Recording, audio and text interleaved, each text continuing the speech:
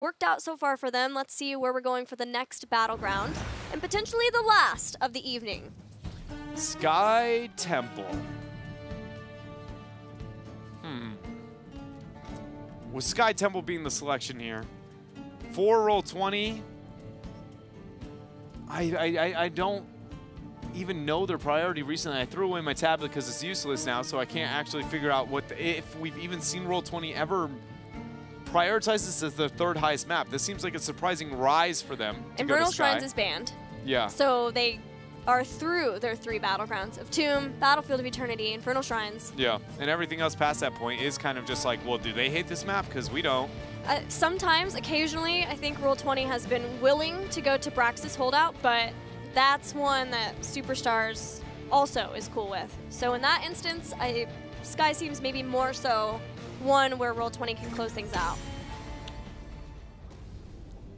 I'm afraid to say anything at this point in terms of what I know, because then I go like, you know what? But also, what if Superstars gets a lead? Because last time we saw them start with a lead, this map complements the team who gets ahead so much better than almost everything else, Gilly. Also, you can pick Task Tracer. Also, you can pick Task Tracer. That's a pretty solid argument to be able to move here. The Hawk is gone. No surprise, considering, again, Roll20 has put such high emphasis into that with the new adjustment of Goku. Is it Tass? Is it Genji? Or is it the Anu or Uther? Abathur. Abathur too now? You know, Abathur, I really dig Abby on this map. Like, I think he's got a spot, but much like on Dragonshire, you know, it doesn't, like, you can make an argument, but it doesn't work nearly as good as some of the others. So, as high as a ban, I'd rather not see it. Tassadar is going to be off the table, so no Task Tracer. Immediate Genji here for Superstars. A new Uther. It's again one of those, like, is this objectively too powerful to give up in this map? Only tends towards globals or team fighting. A noob, Li Ming. Yes. Actually, that's a good point. Yeah, going in the Anuba Li Ming. But... ooh, then you get Genji. Yeah, actually, okay, so, like, with them, I can see them going into the Anuba Li Ming. The reason why I would say not the Li Ming is because... there you go. Purely only because that trend from them seems a bit more on BOE-centric. You know, dropping the Uther, prioritizing the Li Ming because the accent. This is a map where you could make the Li Ming. It's just not as good, right? It's because of her team fight, not because of the actual objective. Right. So I like the Uther spike there over the Li Ming, but that was a good suggestion. Thank you. Thank you. You, in fact, I compliment you at doing the thing that you were, in fact, asked to do. So congratulations on doing what was expected of you. A+ to me. A lot better when I put it that way. Again, I got to set the bar low here. That's how we do here. We just go ahead, drop her, and just hope that, you know, maybe we can go ahead and be able to pass that up. With the Genji. What's up next? I want Arthas. I want some kind of, like a Lunara. I just want something to set up for that explosiveness. Or Malthael. Like one of those heroes to enable Genji to really thrive. I think, personally, I want the Malthael. Yeah, Yoda's, even just for the sake of entertainment. Yes. Want the Malthael. Same. Do we get it, though? Are they going to Stitches? Yeah. Sad day. Lunar is there for the slows, though, so I can understand the pick. Priority there for Superstars. I changed my mind to Stitches once I saw that. Anub was already up there, too. It does seem like Superstars, for the most part, are on the Anub or Stitches train now. Yeah, very, very black and white. Except for their variant on Tomb.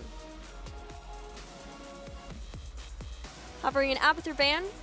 Roll20 wants nothing to do with a double Genji. Not surprised, especially with having the Lunar to be able to set up any form of those slows. In this setup, Superstars, who plays the Genji and Lunara? It's Hosty on the Genji, right? Or would he go to the Lunara? I'm just saying, he's played both of those heroes in this series already. I would rather have Hosty play Genji. I think so too. Because you've got to have Srey play Lunara, right? That's what I think, but I don't know. Because again, on a true flex, usually they would put that on towards the melee. And for most of the melees, he's playing the Illidan. It's just now having these two together, I'm suddenly going, who plays onto what? Because I just remember being impressed by Hosty's Genji and also impressed by Hosty's Lunara. So now I'm like, he can't play both of those heroes. What if he could, though? he actually should sign up for something greater than being a professional Heroes of the Storm player, because he in fact is a superhuman. Has betrayed the laws of physics. Yeah, he's like, this dude's on another level. Like, we should be signing him up with big names like Bill Gates and stuff. Like, don't get me wrong, I totally respect, follow your passion, but come on, man. I don't know why you said Bill and I thought Bill Nye. I mean, you go with Bill Nye. I view Gates because he has the resources to support you, right? He's not directing your ideas, but he'll just throw infinite dollars, and you go, I'm a bright lad, and I'll make this a thing. Greymane banned from Superstars versus Roll20. Understandable. Obviously, it's a comfort, classic hero for Roll20. Classic. It does take it away. Might sting a little. What other classic Roll20 heroes are still up? Li Ming is available. It's a better map. We talked about the argument behind it before. No reason really not to take it now. What else would you like to see for them? Now that Greymane's gone. Is this the game the Panic Zera hits? I just feel like there's a Panic Zeratul game, and I just couldn't tell where. No! Vala Ariel again. Back to the double support. They played this. Have they played this since Midseason Brawl? Versus MVP Black? I'm looking. Continue. Saying nothing. Yeah, just standing here and looking attractive. Because I am the pretty one of the duo. Am I right? Yeah. You're right. Definitely right. Gorgeous. In this... They have not.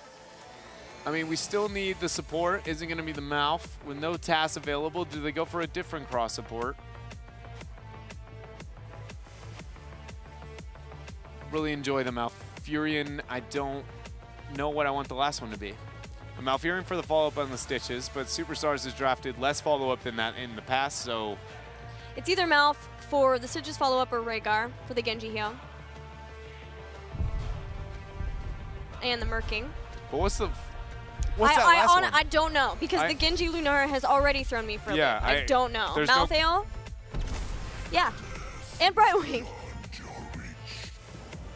Coda Brightwing. My two favorite just death-dealing heroes on one team. Brightwing and Malthael together. I'll give you this much. I will agree with you on Malthael. Malthael's like the first hero I've ever like walked in, signed up, locked him in, and the minute he spoke, I was like, I like your voice. Like, your audio is something that I find appealing, you know, and it's that kind of stuff. I'm learning so much about I know. It's something about that darkness that he's got going on there, man. And he also decapitates people in like one swing, so that's pretty neat on top of that. Sure. I can support anybody who's going to go ahead with a double decapitation with 2 sickles in one swing. But the Illidan was the backup here. It wasn't the Zeratul panic that we were kind of talking about before. The Illidan, I mean, a lot better than the Zeratul, just especially in a double support like it is. Yeah, I love that double threat. But it is, yeah, double threat is the best way to put it. And that is exactly what you need whenever you have Illidan, so it makes it that much better. It's actually crazy. Like, everybody in the world's like, double support plus a hyper carry is really, really good. China was kind of like, what if you run it with 2, right? And everybody's kind of like, we see moments where other teams are like, yeah, with 2, it's insane. But it's just, I love these type of strategies, especially when your frontliner is a utility-based, lockdown-based. You just let Illidan do his thing, force the fights when proper, and your whole goal is just to enable everybody else to be a huge problem. I will say, though, Malthael's a thing. Malthael Lunara with Genji. If they can just get in, they might lose a couple of people, but I feel like they play their cards right. They've got all the poisons of Malthael and Lunara, and Genji could just speed all the way through everything. I completely agree with you, actually.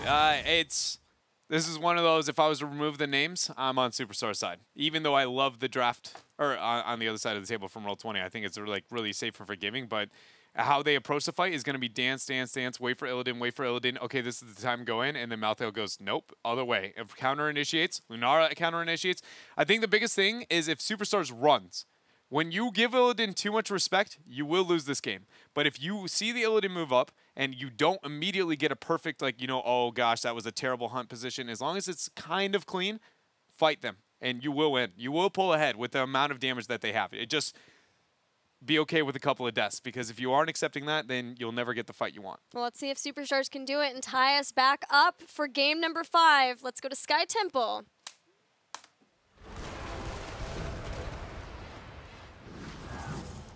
Man. That is a terrifying comp.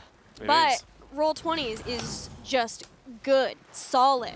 The double support to dance the fight in between Illidan and Vala. And we're back to that kind of question mark hybrid of Roll20 too when identifying their roles. Glorong is going with the Vala play here, and then it's going to be Illidan was played by Goku. So showing that they are still not officially a melee flex and a ranged flex. It is just this weird continuous hybrid between the two, between the Abathurs, between the Tassadars, and now the Illidan, but we also said the Glorong would be the Zeratul most likely. So it's Potentially. It's just weird to see that kind of change even from them. I figured they would be the most stubborn with it because they were the first ones to experience that as a problem in Phase 1.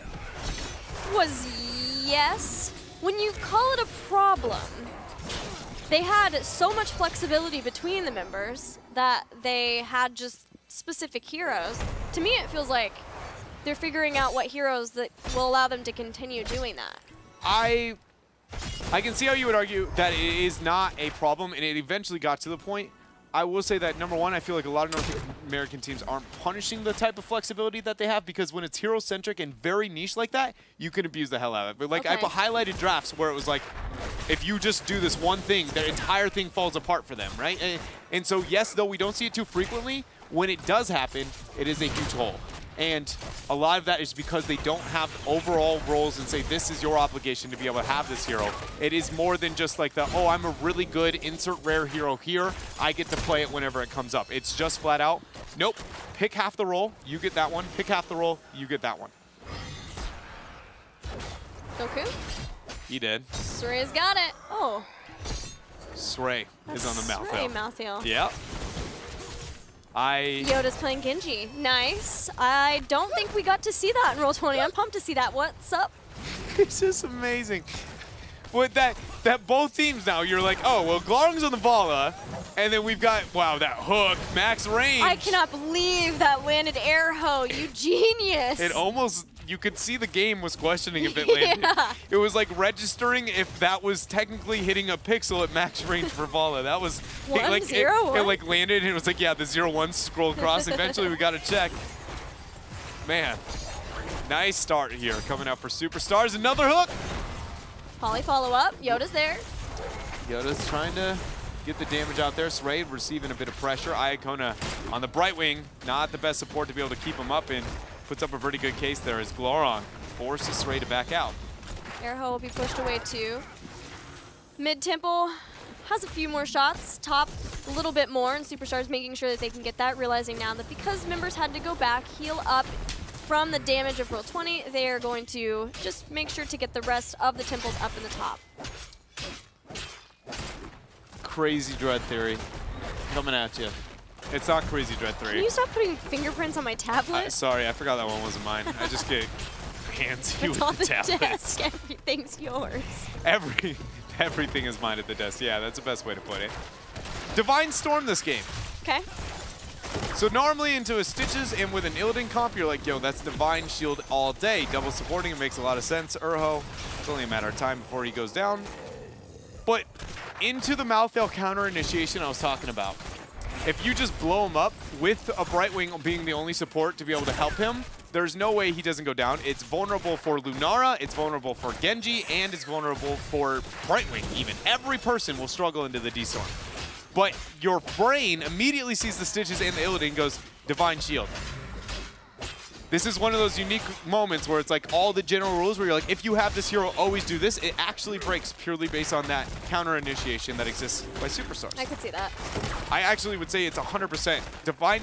I would be willing to argue it's actually strong enough that if this is two perfectly evenly skilled teams, if they do not take Divine Storm, they just lose the game because they are not going to keep people up alive long enough, reasonably. But if it's Divine Storm, then do you see a Metamorphosis instead of the Hunt, even though it's a large battleground? I would like to see that, yeah. I think so.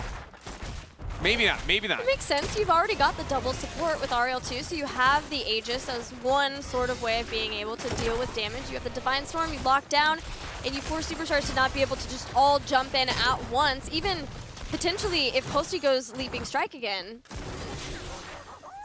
The biggest time on when you go into which one or the other one. Ooh, nice catch out there for the members of Roll20 being able to get another kill. Goku kind of serving some justice back there. The biggest thing is if I have a huge lead, like see how Roll20 is pulling ahead in experience? On a map like Sky Temple, I would actually be willing to take the hunt because Globals aren't nearly as good on Sky Temple as they are on some of the others, but they are relevant. If I have a huge lead, they're really relevant. Yeah. So if I win this next shrine by a full level lead, I would go the hunt. But in all other cases, I would like to see Metamorphosis. But nice hook punishment there. Him falling is about the least ideal timing over the next objective spawning that you could possibly ask for. The team still has the support, and knowing that they're up against a Brightwing, the health bars of Superstars are still pretty low, but getting that kill on Glaurung just about seals the deal for the start of this next Temple phase. Yeah, you just saw how problematic Genji and Malthael are right there. Like, look how much damage he did. And Splintered Spear. Onto Glaurung, then the slow, and then it was just like, oh, one dash in. Genji, yeah, he didn't get an immediate flashy. He's the one getting the kill, but it was like, I mean, Fala got 100-0 very fast, and it didn't take too many resources either. Nobody burnt heroics. It was just like, throw a couple autos. She's one squishy little cub. Justin moves up, throws down the impale. Nice juke for Hosey. Touch of Death chosen for Srey this time versus the double support. 10's going to be here for Roll20, but not for Superstars. They pick that up. It is the hunt. Crystal Aegis 2. Divine Shield for Uther. Still considering for Vala, though. Strafe. Rain of Vengeance. It seems like a Rain of Vengeance game. Nope. Strafe for the Ariel Shield battery. So how this is going to work is if Illidan dives the backline and goes blow for blow, they might have a chance. Oh, there it goes. This is going to be the force here. Goku. Man, that amount of damage output, too, as well. What was it that just blew up Bambi? How did Hosey I just saw him leaping strike. Was that Aegis? And it blew up and just dominated him. Either way, the initiation easily punished there. I was just going to talk about how I thought these team fights were going to play out, but Superstars didn't even have a moment. No, it actually did not start out super well for Roll20 either because they had to quickly Aegis and Glaurung was strafing. So not starting out the best, but being able to take out Lunara that fast, I did not see it. It was just she's gone in the blink of an eye. Yeah, I was like taking a minute to appreciate something elsewhere, and I was like, oh, there's the leaping strike. I look up, and suddenly he's just down. We're going to try and see if we can find that for you guys, but the rest of that fight was just, it wasn't that impactful. It was more of a bit of a trade, trying to test the waters over that bottom shrine.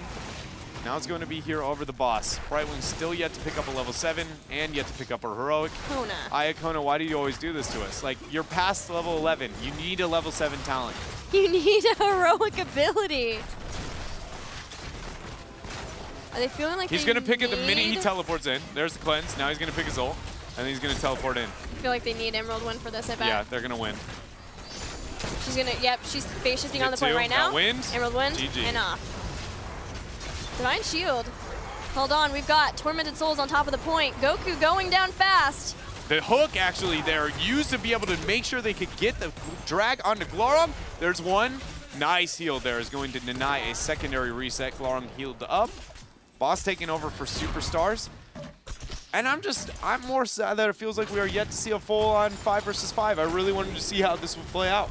Between the double poison Genji. That technically was one. I mean, but it's like when we haven't seen the Malthael, Lunara there, just like everything, and then Genji goes in. All right, let's check out how Lunara met her unfortunate fate yeah, here. what did she do? Was it Aegis? I don't know. Yeah, it must have been. He leaped and struck over. Genji just also bodied. The hunt. There it is. Makes a lot more sense to me now. Man, these team fights so far have Thanks, Josh. Been just all over the place. 12 versus 12, 3 versus 4. It's a close Sky Temple game. Structure update, pretty close too. 1 fort advantage for Roll20, but it's nothing to call home about. So how does the Emerald Wind now affect the rest of this game? Because it was obvious why it was chosen. It was chosen for that boss. It was okay no matter what. It really was. Okay. anytime you're running, especially if you have a Genji and a Malthael, both teleports, suddenly at least you can have an enabler, 2 enablers to make sure you get in position for Emerald win. And I think it helps. I really like it with with Malthael compositions, as long as he, again, can get value. But Yoda getting caught out by the Strafe and the Hunt. And Goku's going to trace this down. Urho, luckily, was not body blocked to death there. 1 kill gained, and that is the end.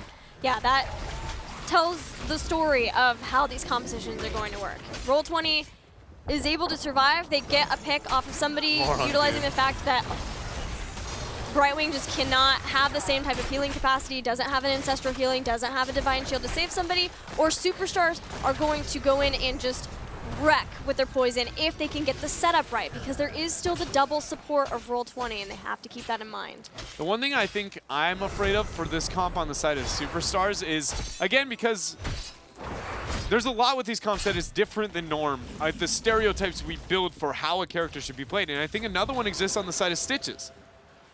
That Stitches wants to be the one who sits back and hooks and plays that game, but ideally, your initiator's Malthael, and Genji's your follow-up. Stitches is the dude who might flank with Bile and be like, look, I'm slowing you even more, but sitting back and hooking is actually not really that optimal for this type of play, especially into the double support that is almost always going to keep you alive.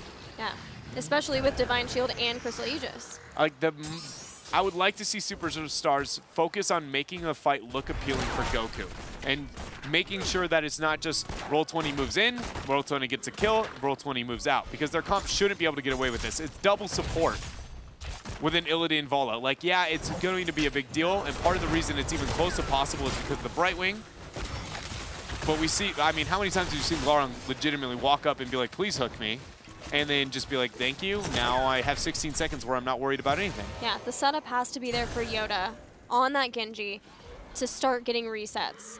And that comes from Lunara and Malthael. And potentially Erho too, if he can get them into a choke with Putrid Bile.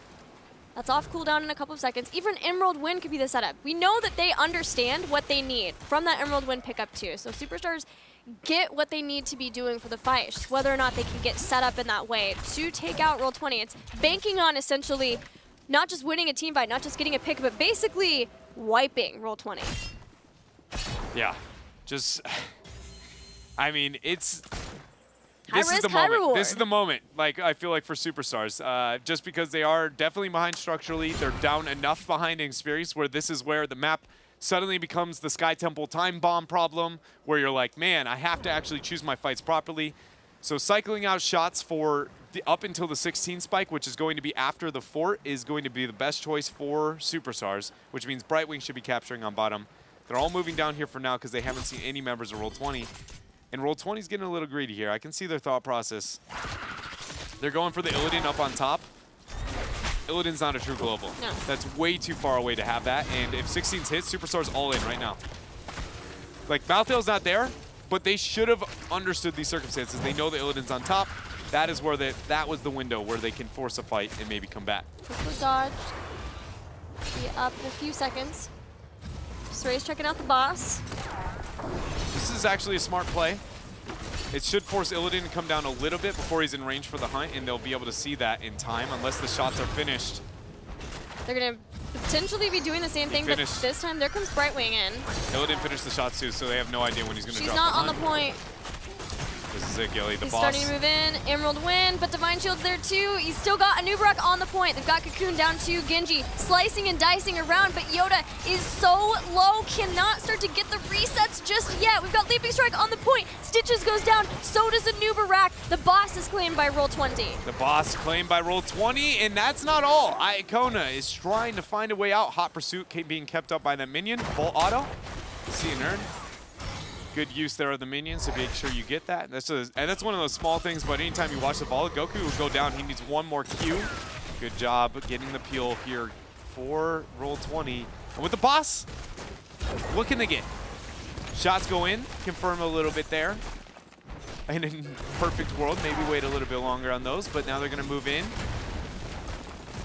The Holy Trinity is not complete until Uther joins. There we go, double support. They go up, they dive. Host is down. keep being sieged on. Superstars have saved their top keep just barely. Can they save the bottom? No. Hook on Buds. He just turns. He's like, yeah, thanks. I want this. Ray, full retreat, Bile dropped, and things just are falling apart here for Notes or Superstars. You can see it in the play and the thought process and in the outcome so far, as that is now Roll20 with an entire level lead, a keep, first keep of the game, and even top is so well prepped for them to get it. Superstars has to force a fight before the 20 mark and before the secondary shrine phase, and again, that's going to rely on them to move very weird throughout the map to try and catch a pick, and I don't think they're going to be able to identify that here. At least not fast enough. Roll20 well on their way on being able to take out this series. And a blip on Battlefield of Eternity, but otherwise have been able to maintain control throughout the series. Working on trying to get their 20 Storm tier talents. Maybe the next Temple phase. They've already got a great push in the bottom, and Temple's activating in 30 seconds. Things are looking good for them, but Superstars, like you said, have one last chance. Yeah, Superstars definitely have to feel good about the fact that that shrine spawned so soon. My internal clock was off. I figured that there would be like 19 3/4 and counting. So the fact that it's 19.5 actually allows you to get the free first couple of shots. It's so far away from this And somebody has to back. Brightwing can't deal with that on her own. So now a member of Superstars actually has to go back to the core. Otherwise, Glorong is going to have a heyday. Or Goku, excuse me. I forget. He's not on the Illidan. It's all right. It's an easy mistake to make. Emerald Wind even was used from Iacona in an act of desperation. Hosty's been sent back. Hook, helping hand. Brightwing's coming in. Brightwing is coming in. Glorong taking a lot of damage, but Buds is there. Aegis is forced. The hook there, Divine Shield, knock-up, Sray falling so low. Along with Yoda, the cocoon is used. But look at their health, they're so low. Can just but they're still alive. He just needs a reset. He just needs something. But their core, the Giants is still a thing. They're breaking through the shields and now they're getting damage. It's only a 94% though. Okay, so Superstars, maybe they can get back in here, but no. Justing starting to go in. Polymorph. They get the polymorph, the dash out. Now look at that knock-up. There is a dead Lunara and another one to fall. They are not done. Roll20 wants to end this game. And I think they can here, Gilly. That's 4 dead. I agree with you. 4 down. Only a lone Iacona Brightwing remains as Roll20 marches onto the core of Superstars in game number 4 to take it out and win the series. Roll20 here. Only dropping 1 game to Superstars. But Superstars had much better performance as our no-name team here, as you see displayed. You know, it's Superstars. I want to say positive things about their performance today. Especially, I feel like Yoda did a lot of things really right. Sray, I can say, looked miles better on his new role swap moving through. But I also feel like I just wasn't impressed by Roll20 in a lot of the sense. You know, I figured by now we would see that role problem still exist, but a little bit more clear. Seeing that last game moving into Goku onto the Illidan, I'm just like, how long is this going to last? Because, again, it's not like these guys were like, oh, we need a sub or something. You know what I mean? They very much got to almost hand choose. As you're the second best team in North America, you nearly get to hand pick who you want as long as they're below you, or unless they're picked up by a huge name, like maybe like Roll20 esports. And so they knew the problem exists, and they should have been able to deal with it beforehand, and that it's still continuing throughout week number 2 makes me scared. The only counter I have to that is that they didn't have time to practice with them. They were at the midseason brawl, so we knew that their drafting specifically was going to take time to figure out how to untangle the web of how their drafting takes place with Yoda, and then retangle it back up, reweave the web back in with Goku. So yeah, it's gonna take some time. Yeah. Weave the web. We're on 2. I'd have to make it that difficult. Let's talk to Justing. We've got him here, as well as the Ron Wall. Hey, congratulations, Justing. I gotta ask straight up, did you guys expect this new Superstars that you saw today? I definitely don't think we did. I think we were probably expecting a pretty easy 3-0 to be honest. So it was definitely not what we expected. They definitely showed up today. Was it weird for you guys at all with having Goku now, playing against Yoda on the team? It was a little bit weird because obviously we played with Yoda for a long time. So that was also part of like really wanting to win and like make it a clean 3-0. So a 3-1 for us is a little bit disappointing, but I think overall it was all right. Yoda played pretty well. Yeah, as did you guys too. Congrats, Dread. I just want to ask a little bit more when looking at Goku and with Glorong onto the role swapping / not role swapping on the back line versus the front line fulfilling, even though Gilly's face is being presented now. I'm trying to lip sync it. Okay. But no, so with that, just do you guys want to continue that? Because before you had specific heroes that like 3 or more than 2 players would actually play. Is that going to be the strategy here with implementing Goku? Or do you think it's going to be a more traditional thought process and be like, you are the melee assassin and it's just not there yet? I just want to know, what is your guys' like, I guess, long goals now that Goku's there with Glorong and the overlapping of heroes? I think for now, we're mostly just going to be playing whoever is more comfortable on is going to be on the heroes. But I think for long term, we want to transition to having Goku be mostly just the split soaker in pretty much all scenarios. So, because he's probably the best solo laner in North America, so I think it's best to put him in that position because he's just a bully 1v1. All right, man, thank you. That's all I wanted to know. Well, Justin, my last question before I let you give shout-outs is there have been so many changes throughout North America. And now that we've seen a couple weeks worth of matches from everybody, who stands out to you and, you know, maybe is just who did really well throughout those 2 weeks? I think obviously No Tomorrow stood out. They did a lot better than everyone probably expected. We haven't gotten to face them yet, so I'll be interested to see how that goes. Gale Force also did really well. And I think Gale Force is going to struggle a little bit more than they have, even though they already played against like the theoretical top teams. But we'll see how their team comes together in the long term. Awesome. Well, congrats again, being able to get 2 victories under you guys' belt this weekend. Any shout-outs before we let you go? Shout-outs to my team. Shout-outs to Roll20 for sponsoring us. They've been really great so far. And shout-outs to everyone who's supporting us and following Roll20. What's on the blanket behind you? Cats. Why'd I ask? Just cats. Just cats. All right. Cats. Thank you, Justin. Congrats again. Thanks. Thanks, guys. Cats. I mean, that room is just an actual roller coaster just all the way through it, man. You had like the Adventure Time, I think, in one corner. You've got Kat sitting on the blanket, Ron Wall with the Roll20 sign, HGC midseason brawl thing behind it. I love it. I just thought he'd have some like, I did see that it was cats. Yeah. I want people to know that. I just thought maybe there was a little more to the story there, but nope, just no, cats. Just cats, all right. Duh, you dingus. Why would you ask that question? Let's look at the standings, Simple kittens.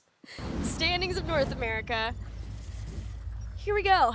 Everyone now is even in the amount of games.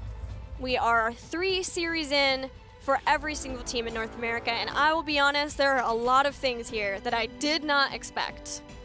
The biggest thing for me when looking at this, I view it as like the top 4 and the bottom 4. What are the things that I definitely didn't? Obviously, Tempo Storm is a huge... I never would have suggested that. Obviously, they have a lot of time to be able to recover and such just because of how early we are in the season. No Tomorrow and Team Freedom sitting up at the top. Again, a little bit skewed, but still really good for both of them. Their performances with Cure, for Team Freedom specifically. And I mean, let's be honest here, every ounce of No Tomorrow feels like it got a level up with the adjustments that they've had. Yeah, just absolutely amazing from them. Of course, you have to take into consideration who has played whom so far too.